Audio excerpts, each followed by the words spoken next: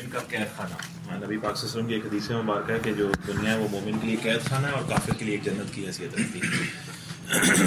شروع اس کے نام سے جو بڑا مہربان اور نہایت رحم فرمانے والا ہے، جو احد بھی ہے اور واحد بھی، جو الحی ہے، القیوم ہے، جو رحمان بھی اور رحیم بھی، جو شمس و قمر جس کی تسبیح بیان کرتے ہیں، اور نجم و شجر جس کے حضور سرب سجود ہیں، جو مالک کل ہے اور جس کی کرسی ارض و سماوات پر قائم ہے. اللہ کے پاک اور بابرکت نام کے بعد اس کی تعریف و توصیف سے ابتدا جو حبیب خدا ہیں، جو احمد بھی ہیں اور محمود بھی، جو طٰہٰ بھی ہیں اور یاسین بھی، جو مدثر ہیں، مزمل ہیں، جو رحمت للعالمین ہیں اور جن کا امتی ہونا ہمارا شرف اور خوش بختی ہے، صلی اللہ علیہ وآلہ وسلم. رسول کریم مصطفیٰ مجتبیٰ صلی اللہ علیہ وسلم کا فرمان عالی شان ہے کہ حضرت ابو ہریرہ رضی اللہ عنہ سے روایت ہے کہ دنیا مومن کے لیے قید خانہ اور کافر کے لیے جنت ہے. سورۃ المومنین آیت نمبر 1 میں ارشاد باری تعالیٰ ہے کہ یقیناً کامیاب ہو گئے وہ لوگ جو ایمان لائے. سورہ دہر آیت نمبر 2 اور 3 میں ارشاد باری تعالیٰ کچھ یوں ہے کہ ہم نے انسان کو مرکب نطفے سے پیدا کیا، سے بنایا تاکہ اس کا امتحان لیں، پھر ہم نے اس کو سننے والا اور دیکھنے والا کر دیا، پھر ہم نے اس کو راستہ دکھایا. اب یا وہ شکر کرنے والا ہے یا ناشکری کرنے والا، یا وہ ہمارے دکھائے ہوئے سیدھے راستے پر چلے گا اور سعادت پائے گا، یا کفران نعمت کرے گا اور منحرف ہو جائے گا. اللہ کریم قرآن مجید کی سورہ حشر آیت نمبر 19 میں ارشاد فرماتے ہیں، اور ہم نے جن اور انسان کو پیدا نہیں کیا مگر اس لیے کہ وہ میری عبادت کرے. سورہ فجر آیت نمبر 27 اور 28 میں حکم ہوتا ہے کہ اے نفس مطمئنہ، تو اپنے رب کی طرف لوٹ جا، تو اس سے راضی اور وہ تجھ سے راضی. انسان کی پیدائش اس عالم دنیا میں ہوتی ہے اور پھر اسے واپس بلایا جاتا ہے. موت وہ حقیقت ہے جس کا انکار نہ مومن کرتا ہے نہ کافر.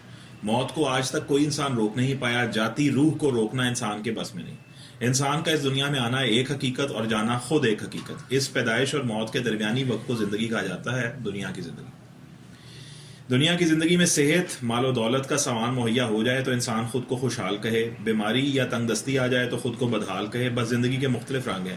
انسان اس رنگا رنگی میں کھو جاتا ہے، وقت گزر جاتا ہے، موت آن لیتی ہے اور کام تمام ہو جاتا ہے. کیا یہ زندگی ہے اور کیا یہ مقصد حیات ہے؟ انسان سوچتا ہے اور حقائق کی تلاش کرتا ہے، یوں کہیے کہ حق کی تلاش کرتا ہے. زندگی کا سچ کھلنے لگتا ہے، زندگی اوصاف کا در کھولتی ہے. بدحالی کے باوجود صبر بڑے کرم کی بات.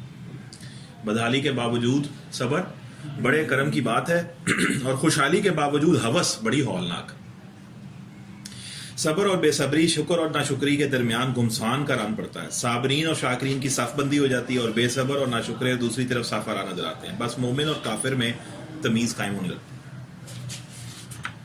شاکرین اور صابرین کسی صابر اور شاکر ذات کی پیروی اور اتباع کرتے ہیں. اتباع انسان شروع ہو جاتی ہے، اطاعت کا سفر شروع ہوتا ہے. اطاعت و اتباع کرنے والا یہ جاننے لگتا ہے کہ صابر کو صبر کیوں مل رہا ہے اور اللہ صبر کرنے والوں کے ساتھ کیسے ہے. شاکرین یہ جاننے لگتے ہیں کہ شکر کرنے والے پر عطا و نوازش کیسے ہوتی ہے، کس رنگ میں ہوتی ہے. شاکرین پر ہونے والی عطا صرف مال و دولت نہیں، سکون قلب کیسے لاتی ہے، روح کو چین کیسے نصیب ہو رہا ہے. شکر سے صبر اور صبر سے شکر باہم کیسے متصل ہے. بس صابرین جان جاتے ہیں کہ حرام سے بچا کیسے جاتا ہے. شاکرین جان پاتے ہیں کہ حلال پر شکر کیسے کیا جاتا ہے. دینے والی ذات کا شکر اور نہ دینے والی ذات کے حضور صبر کرنا عابد اور معبود، طالب اور مطلوب کو ایک دوسرے سے ملا دیتا ہے. محبت کا سفر شروع ہو جاتا ہے، عشق کی منزل نظر آنے لگتی ہے. محب اور محبوب کا رشتہ کیسا مبارک رشتہ ہے. معرفت اور فہم کا در کھلنے لگتا ہے.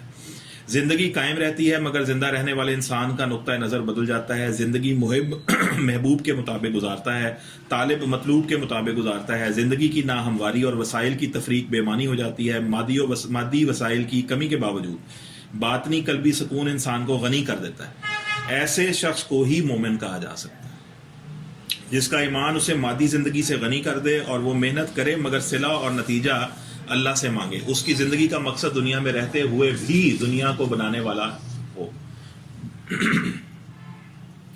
وہ دنیا میں محنت کرے مگر اسے اللہ کا حکم جانتے ہوئے، وہ رزق کمائے مگر اسے اللہ کا فضل گردانتے ہوئے، وہ اپنی کمائی میں سے اللہ کی راہ میں خرچ کرے، انسانوں پر رحم کرے، حق نہ مارے، اثار کے جذبے سے قربانی دے. مال کی قربانی ہی اسے رب کا قرب محسوس، قربانی میں ہی اسے رب کا قرب محسوس ہو. وہ یہ جان جاتا ہے کہ یہ دنیا بس ایک خاص مدت تک اسے قید کیے ہوئے، اور پھر وقت ہے ملاقات کا، درشن کا، دیدار کا، دید ہونے والی.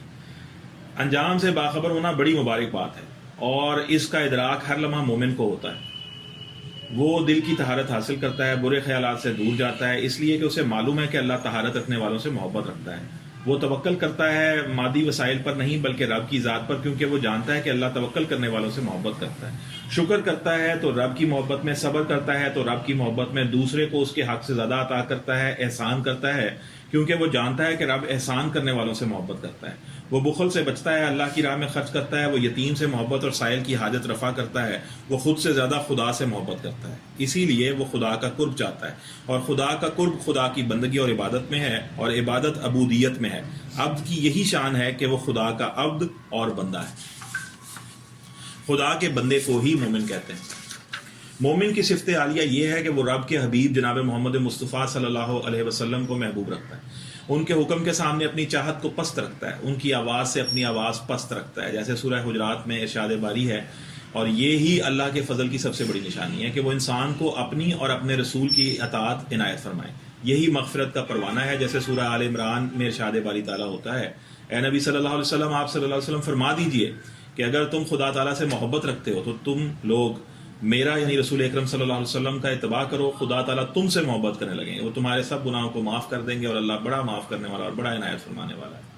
بس یہی معیار بندگی ہے. رسول کریم صلی اللہ علیہ وسلم کی اتباع اللہ کریم کو پسند اعمال صالح محبت سے ادا کرنے کا نام ہے.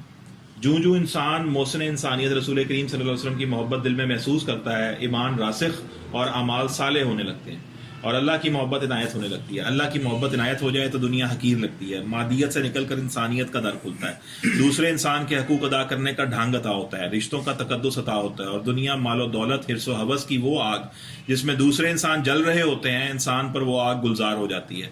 اس کی نسبت مادی دنیا کی بجائے اخروی دنیا ہو جاتی ہے. نفس انسان نفس مطمئنہ ہو جاتا ہے، وہ اللہ سے اور اللہ اس سے راضی ہو جاتا ہے. ایسا انسان دنیا میں حلال و حرام کی قید میں ضرور ہوتا ہے، ایسا انسان دنیا میں حلال و حرام کی قید میں ضرور ہوتا ہے، کافر اس قید سے آزاد رہتا ہے، مگر اس قید خانے میں رہتے ہوئے بھی انسان بخوشی اس قید کو گزارتا ہے.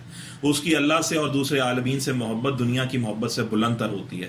وہ اس دنیا کے قید خانے میں رہتے ہوئے بھی ملاقات کے انتظار میں حسن انتظار پیدا کر لیتا ہے.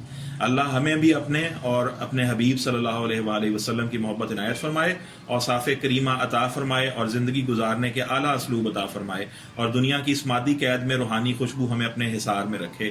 سلام ہو آپ صلی اللہ علیہ وسلم پر اور آپ صلی اللہ علیہ وسلم کی آل پاک اور اصحاب پر. ہمیں اللہ کی بندگی نصیب ہو. آمین ثم آمین.